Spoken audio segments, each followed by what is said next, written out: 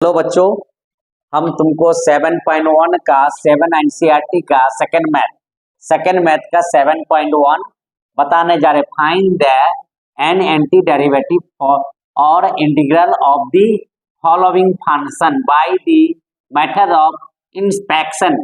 और cos 2x है, cos 3x square plus 4x Q है, 1/x नॉट इक्वल टू 0।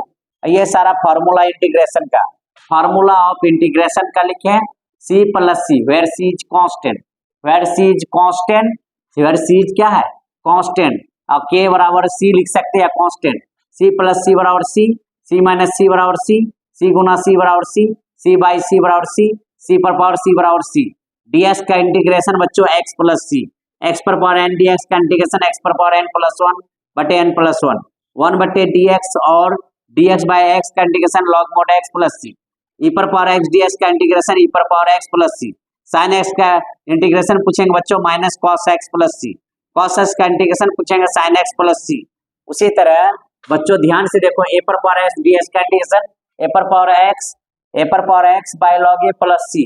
फिर बोलो sec स्क्वायर x ds का integration tan x plus c, cosec square x ds का integration minus cot x plus c, sec x into tan x ds का integration sec x plus c, cot x into cosec x ds का integration minus cosec x plus c। 0 into dx बराबर 0, 0 को बाहर कर दिए, dx का integration x plus c, 0 से गुना करेंगे 0 हो जाएगा, अब प्लस c बराबर k को कांस्टेंट बोलेंगे, इसका फार्मूला बोलेंगे 1 बटे root under 1 minus x square dx का sin इनवर्स x, इसी में माइनस लग गया बच्चों cos inverse x, 1/1 plus x square का फार्मूला हो जाएगा integration tan inverse x plus c। ये बच्चों फार्मूला है, इसका मैथ हम बताने जा रहे हैं। मैथ देखो बच्चों, एक नंबर में एंटी डेरिवेटिव का रहा, याद रखना एंटी डेरिवेटिव। पहला क्वेश्चन है, एक नंबर क्वेश्चन बताएंगे बच्चों। सॉल्यूशन में एक नंबर क्वेश्चन है cos 2x, अब लिखेंगे वी नो दैट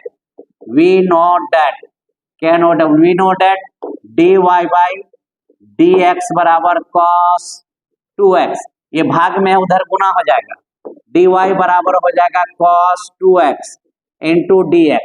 बच्चों ध्यान से देखो, ये भाग में था गुना हो गया, ऑन इंटीग्रेटिंग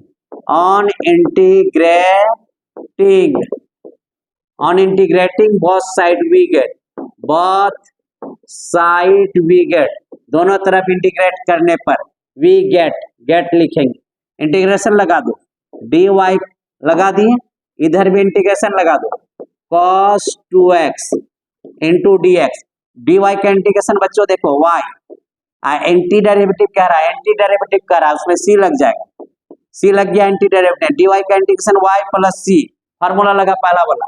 cos का इंटीग्रेशन देखो, cos s का इंटीग्रेशन हो जाएगा sin 2x, cos का इंटीग्रेशन sin 2x, x का गुणक 2 है, ये x का गुणक 2 है तो बाई 2 हो गया, अब प्लस c लिखेंगे बच्चों, cos का integration sin 2x by 2 plus c। अब ये देखो ध्यान से, ये c और c कटा तो y बराबर बच्चों ध्यान से देखो, y बराबर हो जाएगा sin 2x, अब y हो जाएगा 2, ये आंसर हो गया बच्चों। ये ध्यान से देखो, इस तरह का क्वेश्चन में इस तरह का आंसर निकल गया। फिर देखो बच्चों ये तीसरा नंबर बता रहे हैं, एक बन गया, तीसरा बता रहे हैं, ध्यान दो बच्चों एक के बाद देखो। अब तीसरा नंबर क्वेश्चन हम बताने जा रहे हैं, सोल्यूशन करेंगे। सोल्यूशन में लिखेंगे 1 बटे x बराबर 1 बटे x दिया हुआ, comma x not equal to 0, 0 के बराबर नहीं है तो इसका लिखेंगे वी नो